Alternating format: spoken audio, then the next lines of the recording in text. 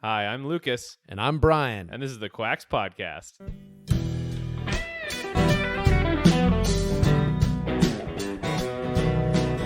Hey, everybody. Welcome to the podcast in this brand new year. I'm Lucas, here with Brian. How you doing, Brian? I'm doing well, man. It's feeling 2020.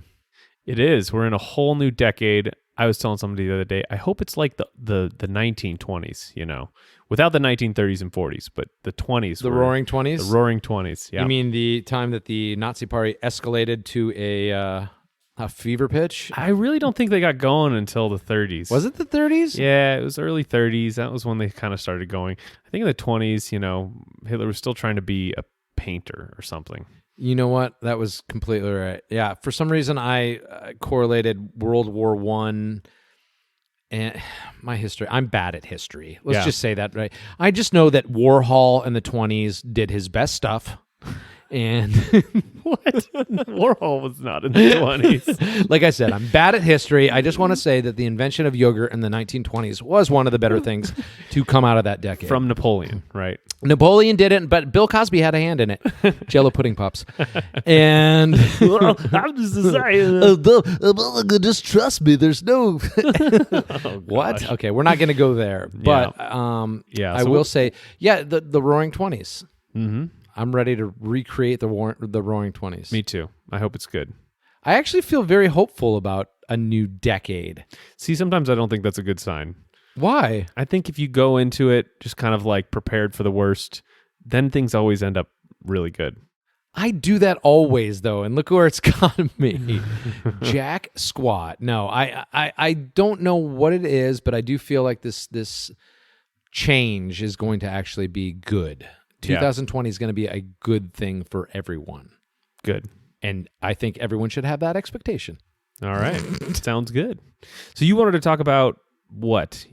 Well, Dosages? No, No, you know, I something thought else. dosages, but can do you mind if we digress into? Yeah, let's digress. I just saw the last Star Wars Okay, I saw it too. movie. What'd you think?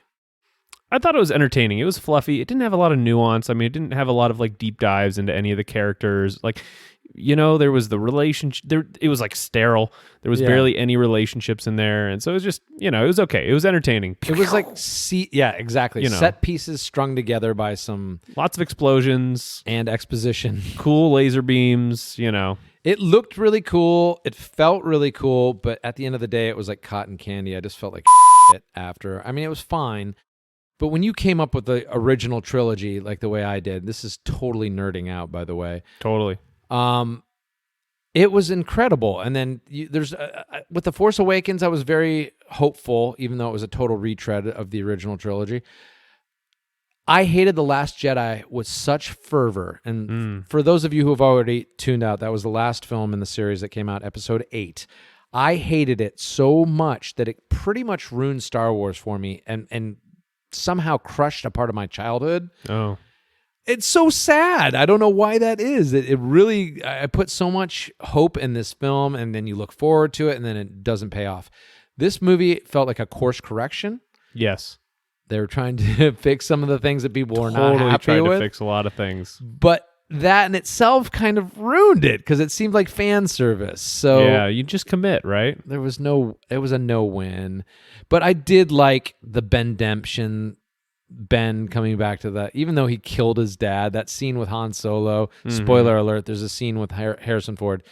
I can't believe we're talking about this on this podcast it's right cool, now. man. But It's all right. it's something that I was very passionate about for many, many years, a big Star Wars guy.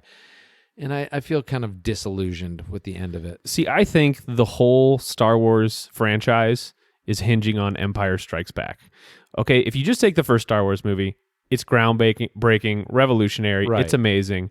But Empire Strikes Back really made it deep and amazing. So good, dude. It's the best out of all of them. And since then, it's like if they just came out with a second one that was fluff and it was kind of like, oh, it's like the first, you know, woohoo. Yeah. Then everyone would have been like, yeah, that's cool. But Empire's made it a thing. It was like, wow, there's really like deep artistic, surprising quality in this. And darkness. And darkness and the Dark Father and all that stuff. I mean, it's got Yes. great archetypes and stuff. And so it's just all been going since that movie.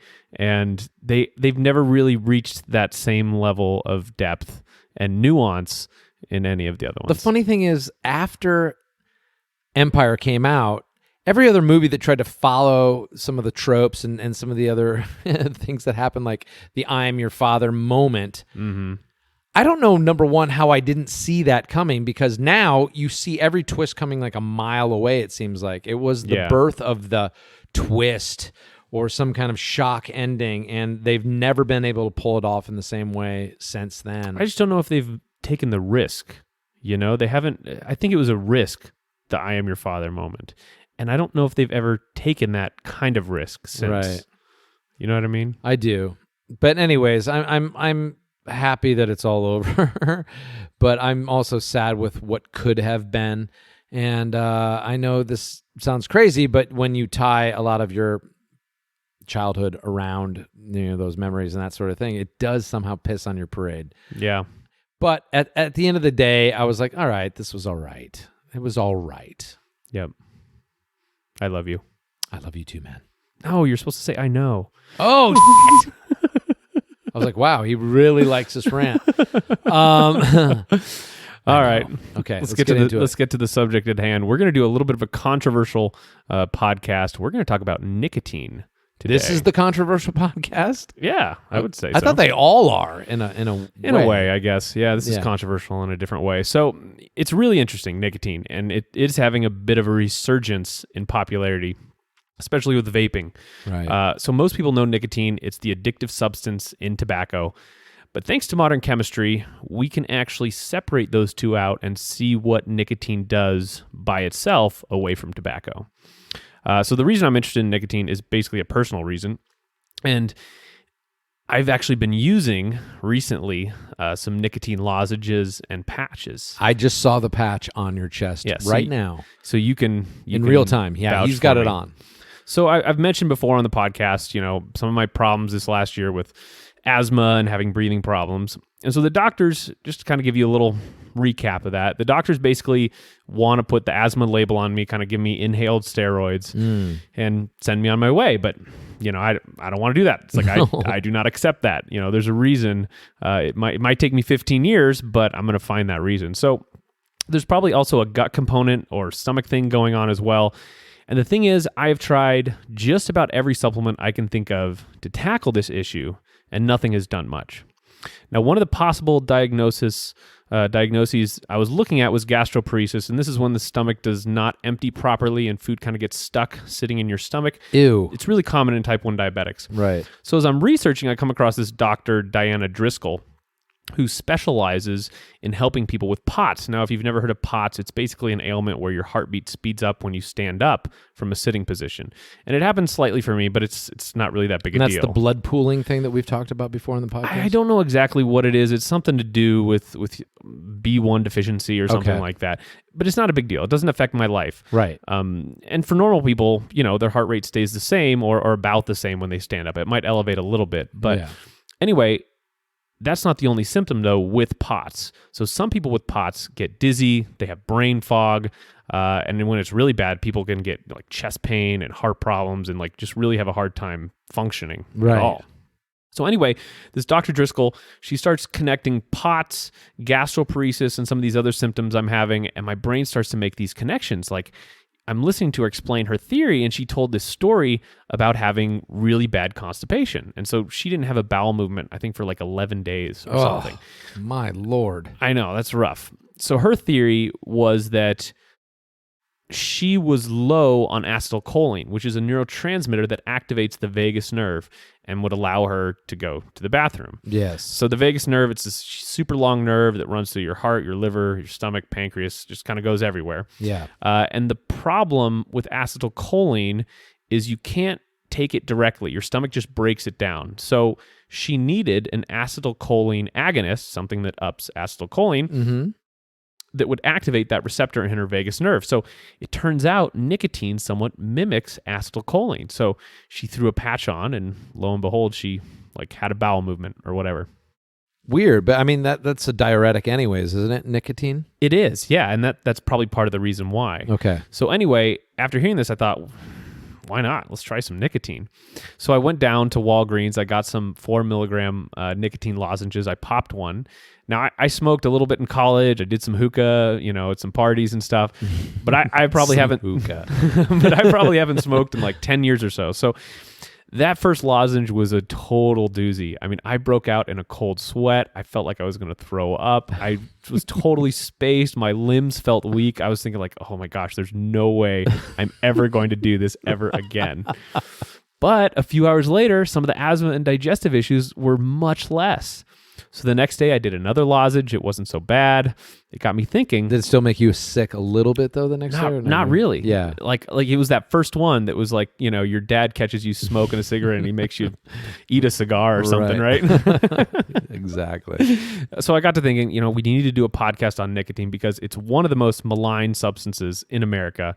And even doing research into nicotine, like there's just so much stigma around it, right? And really for good reason. A lot of people die from smoking, and it is considered one of the leading causes of preventable death in the entire world. Something like 1 billion people have died. But that's from not smoking. due to the nicotine. That's due more to the carcinogens and the smoking material, right? Exactly. So that's why nicotine, you're throwing the baby out with the bathwater, is what you're saying. Correct. So before we go on, I'm just going to give this disclaimer, just to protect our butts a little bit. So as a medication, nicotine replacement therapy can help people stop smoking. We are not recommending the general use of nicotine by airing this podcast. If you want to quit smoking, talk to your healthcare provider. Stop smoking programs should also include counseling and additional support. This podcast is meant to summarize data from the scientific literature for informational purposes only. Emerson, Rose, and Partners. So tobacco, it's definitely bad for you. Just like you were saying, just make no bones about it. If you're smoking, you are breathing in like hydrocarbons and other carcinogenic crap. Crazy things. It is really detrimental to your long-term health. And even people who chew tobacco, I mean, you can just look at them, their faces get eaten off, it's bad. It's really not good. bad. And there's actually a cool site, I'll put the link in the show notes, that compares the faces of twins where one of them has smoked for many years and the other didn't. And That's weird that one twin would smoke and the other one wouldn't, because they always seem pretty simpatico. Yeah, well, for some reason, some twins have done this. That's awesome. It is pretty awesome. And it's really easy to see which one is the smoker and which one isn't. No, I'm sure. Yeah, so back in the day, I worked at this big techno event, EDC, I think Electric Daisy Carnival, and I was like a brand ambassador, and I worked in the Marlboro tent, just like signing people up to go inside or whatever. Yeah. And one thing I remember very distinctly was how few attractive people actually visited the tent. Like most people who smoked for a long time just looked bad. Yeah, they don't look good. No, they don't No look good. offense. I mean, like if you smoke, and it's subjective. We'll just say that too. There are objective signs of beauty. Don't let them fool you. Oh, man. Well, I used to actually be a smoker, and I was a smoker for a long time. Really? How Started many in years? high school. Well, I started in high school, and then I went to from starting off with like Camel Lights, and then was eventually a Marlboro Red smoker, which I look back now and go, what was I doing? That's like what the Wow. Marlboro man smokes. Yeah, you thought And you were a he's cowboy. dead always. They're always dead. That's the thing about the Marlboro. They will die. And I'm not going to do that. I've already decided I'm not going to die. Good. Did I mention that before? No, but Yeah. we'll do a podcast. We'll do a podcast on that. But no, I was a smoker for a long time, and then it got to the point where in my 30s, I was just smoking when I drank. Okay. But I drank all the time, so I Yeah. wouldn't smoke all day long, and I always was judgmental of people who could wake up and have that morning cigarette. I was like, oh, that's disgusting. Yeah. First thing in the morning, yet I would smoke a pack at the bar that night. You know, Nice. so not terrible. And now I cannot believe that I look at that person, I go, how did you ever put that shit to your mouth? Just terrible. Your clothes smell, everything's, and you feel terrible. Generally feel terrible. But the nicotine that keeps bringing you back, imagine that's what it is that brings you back, the nicotine, because there is something about that relaxes you and makes you feel like everything's okay. Yeah. So I didn't know this, but only about 30% of smokers die from an ailment that is related to their smoking. Some studies say it's as high as 50%, but it's lower than what I actually thought. Really? Yes. And what's really interesting, like you mentioned before, is when you remove nicotine from tobacco, you remove about 90% of the risks involved with smoking. Okay. And so I want to give the positive side of nicotine first before we get into some of the downsides, like usual, because nicotine still does have some risks for sure. Yes. But they're far less when you smoke. So this guy, Michael Russell, he is the person that many consider to be the grandfather of tobacco harm reduction. He said in 1976, people smoke for nicotine, but they die from the tar. Again, this is just showing that we've really known for a long time that the act of smoking is what actually kills you. The Royal Society of Public Health said that the risks associated with nicotine are not that far off from the risks associated with caffeine that millions of people consume with their morning coffee. So nicotine might be on par with high amounts of caffeine or moderate alcohol intake. Yeah.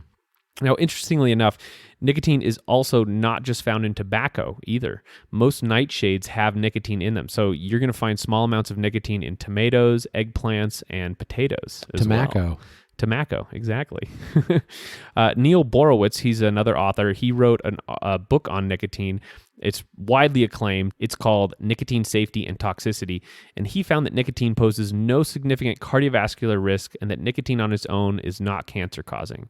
The book looked at nicotine use when separated from smoking and found that there were basically no adverse side effects. Really? Yeah.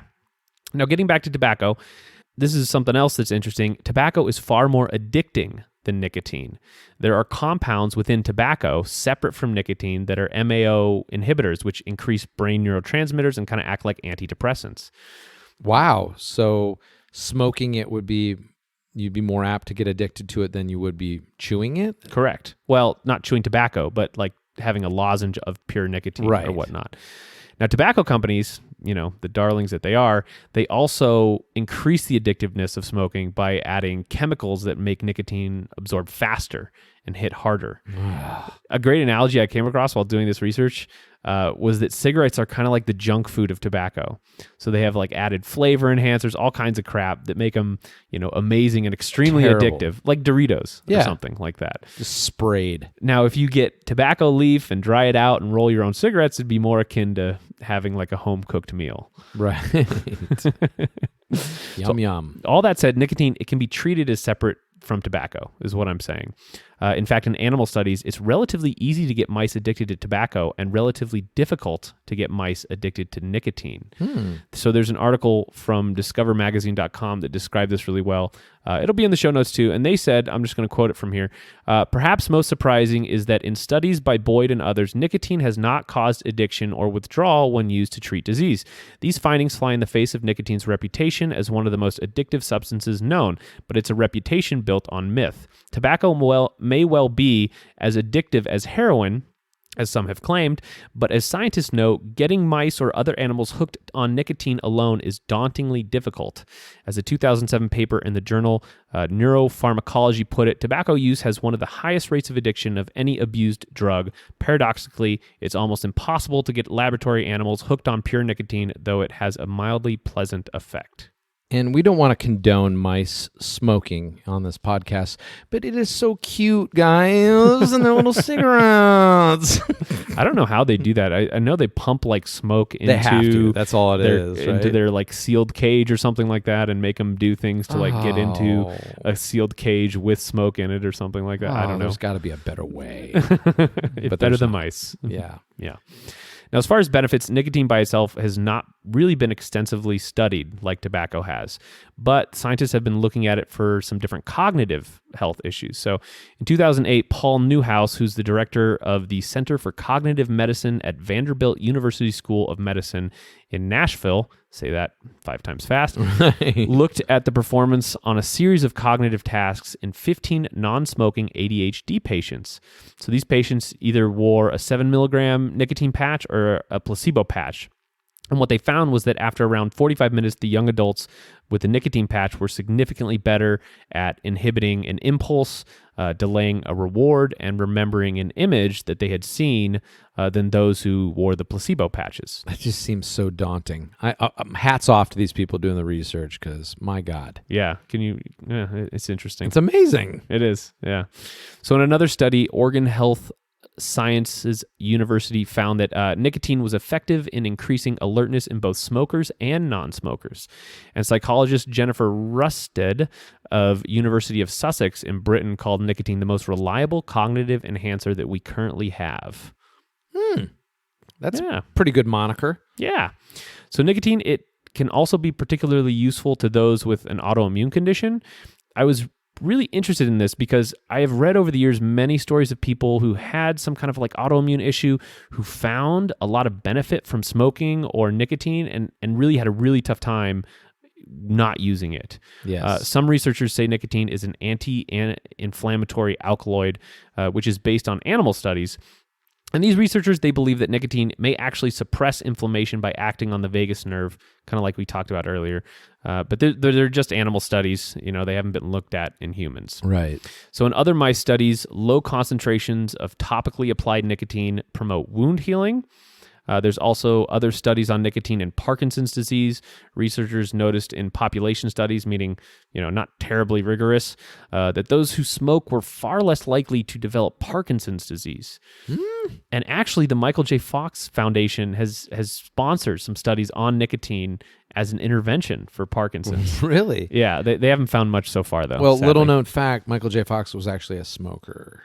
Oh, was he really? Yes. Oh, Closeted. wow. They kept. I remember when Back to the Future came out, there was like a press photo that came out, and they hid it really quick, but with a cigarette in his hand, and he was a closet smoker for years and years until he actually got diagnosed. I also heard he was a huge Diet Coke fiend.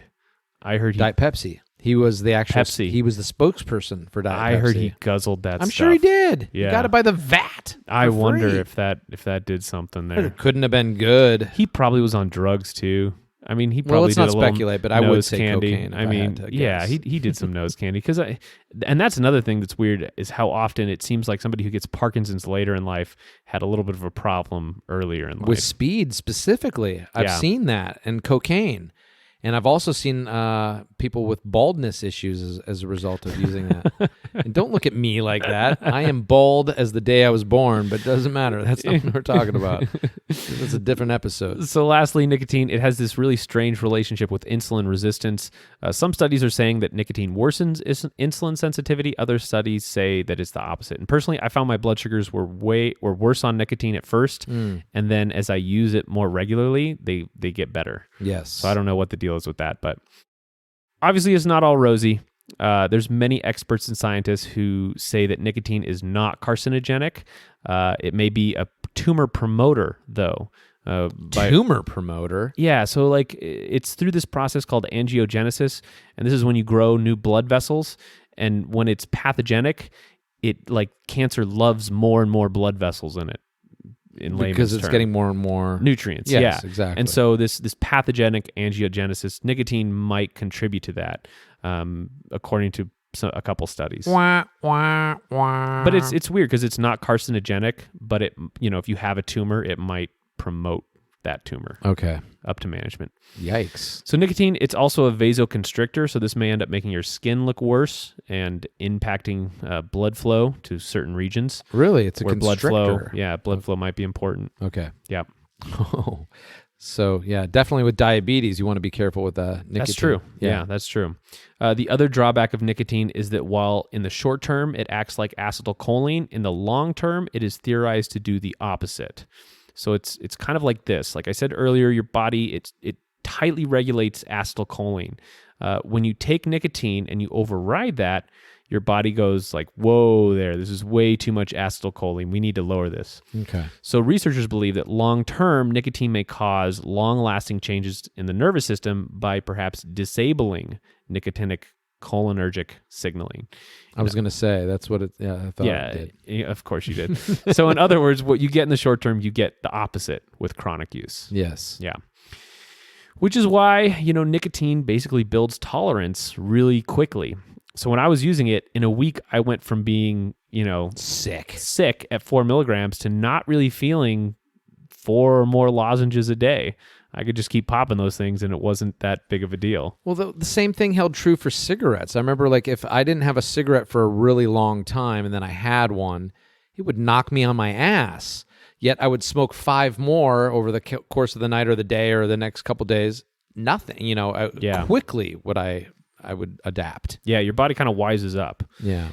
And if you do that long term, your body really starts wisening up. It starts dampening your nervous system down to account for the nicotine you're taking.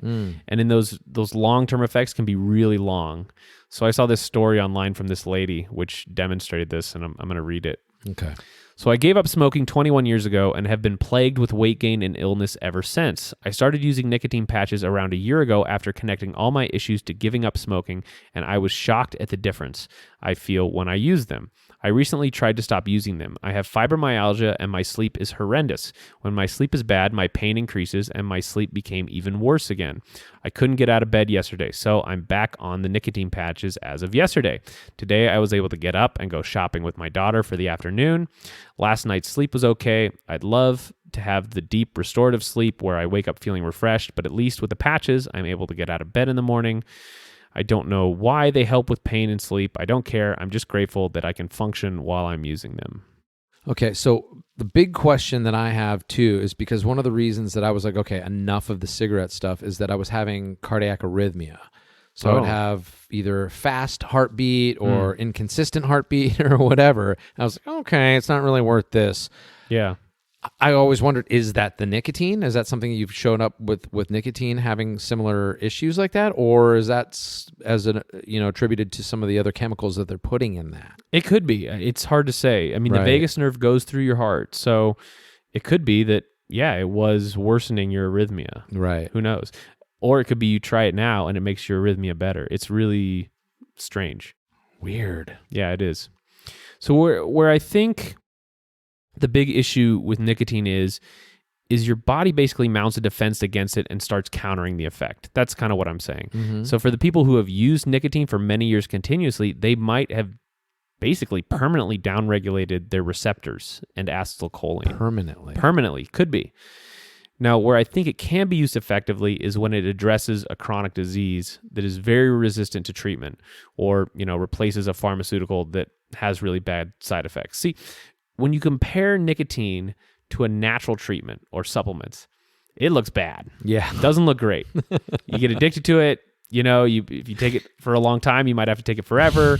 They make your skin look bad. I mean, it looks bad. May cause cardiac arrhythmia. Who knows? But if you compare it to pharmaceuticals, it looks fantastic. Yes. I bet. The safety profile is way better than many of the drugs out there that treat chronic disease. I'll go out on a limb and I'll say that there are probably few, if any, pharmaceuticals used to treat chronic conditions that are safer than nicotine by itself away from smoking. Really? Yeah. So for that lady above, the treatment options for chronic pain and fibromyalgia are like, drugs that are really awful long-term, like Lyrica and painkillers that may just end up causing their own problems probably within a few years. Yep. So if the only real downside to nicotine is that you're addicted to it, and the cost, because it's going to cost you money, but it gives you serious relief, it should definitely be on the table. Right. Yeah. So I found this other guy who kind of exemplifies this, and this was his story. So I've been suffering from constant headaches for many years, sometimes lasting for a month or more. Everyone in my family suffers from headaches. Over the past few months, I've had a headache every single day. Sometimes it's crippling pain, and sometimes it's just a background annoyance, but it's always present. I read somewhere that nicotine can help with headaches.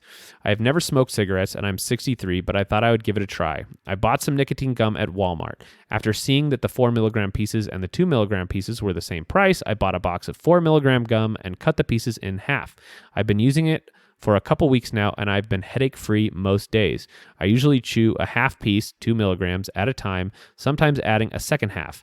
I don't do this every day, and when I do it, it's only once a day, but it's really astounding how much it's helped.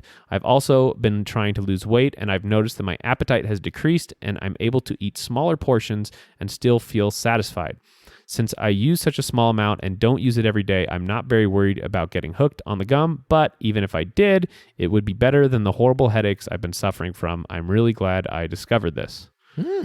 Yeah. That's encouraging. Yeah, it's kind of cool. I like hearing that. Yeah. So the other really interesting thing I found is using nicotine to break through mental barriers around some type of task that you really dislike doing, or find outside your comfort zone. So there's this thing online called an UGH field, as in like UGH field. Yeah. and it's like this like pseudo psychological phenomenon or whatever, where some task is off-putting and you feel bad about doing it, and this makes your brain avoid thinking about it because it feels bad. But if it's something important like paying bills or doing taxes, this avoidance causes real problems. And so your brain can kind of get stuck in this loop where you don't think about something that feels bad, so you don't do it, which makes life bad, which makes you not want to think about bad things. And so you kind of get in this like little mental trap. Oh my God, it sounds like me. Right? So nicotine is actually a tool that you can break through this UGH field with. Really? Yes. So to do this, you'd want to start at about 0.5 milligram for the first couple of days and work your way up to about 2 milligrams max at any one time. So you'd take about 2 milligrams 20 minutes before this, whatever this crappy task is, right? Right. And you don't want to do probably more than 8 or 12 milligrams per day. And at a certain point, maybe after a couple of weeks, you're not going to feel that 2 milligrams at all. And this is the point where you want to stop using the nicotine. And you should also, not be tempted to start using it for appetite control or mood regulation or anything like that. After you stop the nicotine, you will find that the task, which was so off-putting to do before, is now much easier to do. I can't even believe it. Like, we went through the whole podcast tonight and you just hooked me in right now with this. I mean, because that is me to a T, Yeah. I will talk myself or just forget about something that is a task that I don't want to do, that I find uncomfortable or unpleasant or whatever, or just out of my zone of comfort. So, dude, that's amazing to me. And so what you essentially do is you make this cue in your brain to find this task more rewarding than you used to. And after about a week, your receptors and your neurotransmitters, they get kind of back to normal, and you can do it again for a different task if you want. Well, guess where I'm going on the way home tonight? Somebody's picking up some patches. So if you use the lozenges. I'm going to start. Great. I'm starting nicotine in the new year. I'm not 2020, year of hope. I like it. I like it. So if you do decide to use nicotine for any of these benefits, you should know that the more nicotine you use at one time, the more addictive and down-regulating of your own acetylcholine production it will cause. See, that's my concern, because I do have an addictive personality. Can I hold it at a couple milligrams a day? Yeah, that is a good question. I mean, you got to just tune in next week to find out. You got to just cut yourself off. You got to be like, all right, this is going to be a 2-week thing, because as soon as you start using it for like, oh man, I'm feeling a little rough or I'm feeling a little stressed, I'm just going to pop this real quick, and then you feel better. That's a slippery slope, my friend. Slippery slope. So if you remember back to the cigarettes I mentioned earlier, tobacco companies, they put chemicals in cigarettes that make nicotine absorb into your brain faster. And this is really what facilitates the addiction. Okay. It's how fast and how much and how hard it hits. So in my own personal use, I notice this difference between the lozenges and the patches. The patches kind of deliver nicotine at a really slow but steady rate throughout the day, while lozenges absorb much quicker. I feel the lozenges. Like, I pop one in, and after 20 minutes or so, I'm like, all right, I'm flying. I'm good. I'm typing away. I'm doing research. Really? Whatever it is, I'm feeling good. But the patches, I barely feel those at all. But I still get the benefits to the gut stuff. So that's crazy, though. Yeah, and vaping absorbs through the lungs, and it's therefore much quicker and probably much more addicting. Totally. Yeah. And more chemical laden. For sure. I don't know what they put in nicotine or vaping oils or whatever. It's bad. I mean, whatever is happening with these kids getting mushroom lungs and all these other things that are happening. Yeah. I mean, it's just cigarettes waiting in the wings going, they cast us aside, but they'll be back. So one last thing I'll say about nicotine is that in children, nicotine is far riskier than adults. Their brains are still developing and flooding them with, neurotransmitters. It really might affect them for the rest of their lives, which is probably why they try and get kids hooked on smoking. Oh, boy. Pretty early. It's probably better. I mean, I will put in a caveat. It's probably better than amphetamines, Probably better than the ADH, D-meds they're giving. But otherwise, kids and nicotine, they don't mix. So if you're listening to this in a kindergarten class, disregard. Exactly. So just to sum things up, Nicotine definitely still addicting, far less so than smoking though. Most people who have not had a history of smoking, they're going to find nicotine really easy to go on and off of. It's going to be just like no problem. Yeah. There's some really cool uses for it, especially with the chronic disease and the avoiding pharmaceuticals. If you do use it, going off of and on of, back and forth will help prevent some of the suppression that it can cause. Okay. As well as not using the kinds of nicotine that really hit hard and fast, like cigarettes and possibly vaping. I think, like we were talking about earlier, I think most people get in trouble when they use it for stress or something, and then they accidentally just start using it continuously. Yeah. And all of a sudden, it's been 3 years, and they've used it every day, and they've built up this massive tolerance, and then you find it really tough to quit. Yeah. Yeah. You got to judge how you are and your patterns are and stuff, because that is my fear. Yeah. So if you want more info, there's about 15 references in the show notes that you can burn through. You can go see those twins who are... one's a smoker and one's not, and one has an old face and one doesn't. So. Well, the joys of smoking. The joys of smoking. Yeah, what do you think, man? I like it. And I also often wonder what my skin and face and whole physique would look like if I hadn't smoked. But I definitely smoked for a good, I want to say 20 years. Yeah. That's a long time. On and off. It wasn't like a pack-a-day smoker, but I got my share. Yeah, I get you.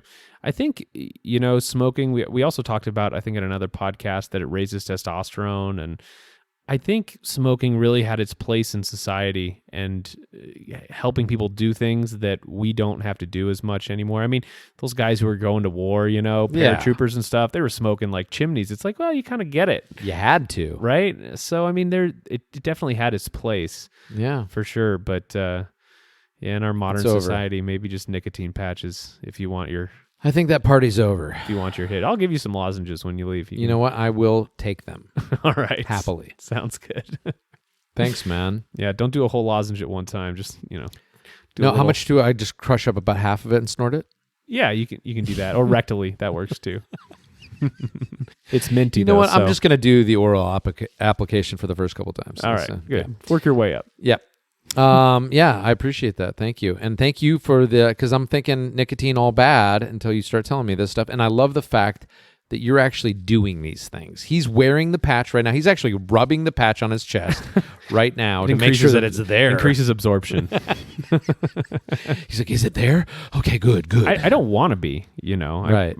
So anyway. No, I love it, man. I love it. Yeah. You're trying these things out. I like that. I know. And we never tried out the Vitex. And we have to do it. Part of the reason why is I read another study about Vitex and men taking it, and it was really bad. It was like testicular shrinkage, and I just got real spooked, and I just said, no, we can't mess with this stuff. Okay. We'll find something else. We'll find something else to try out. Right. Yeah. Sounds good, man. Cool, buddy. Thank you so much again for all the knowledge. Yeah. Happy New Year. Happy New Year to you, bud. Thanks, everybody. www.quackspodcast.com. Give us a like, give us a share if this is useful information to you to get it out there. We really appreciate it. Send us an email at quackspodcast@gmail.com if you have a question or a show recommendation. Yeah. Thank you. Thank you. Raise a Palpatine.